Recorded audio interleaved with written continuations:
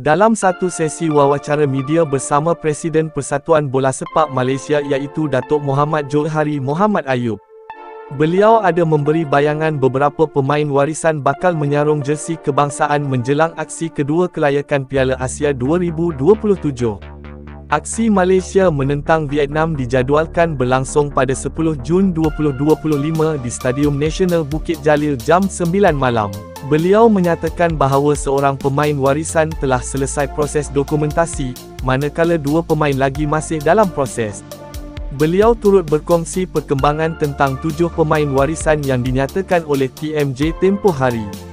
Pemain warisan tersebut sedang diteliti dan proses sedang berlangsung ketika ini. Sebelum ini, keterujaan peminat Malaysia dilihat kian meningkat apabila pemain warisan baharu iaitu Hector Havel dilihat lincah beraksi di bahagian tengah serta menyumbangkan gol ketika bertemu Nepal. Peminat kini menantikan beberapa pemain warisan baharu lagi yang dikhabarkan bakal bersama pasukan. Kami mohon bantuan anda semua klik butang like dan subscribe, bantu kembangkan lagi channel kami. Terima kasih. Bukan dari Lita, cantik.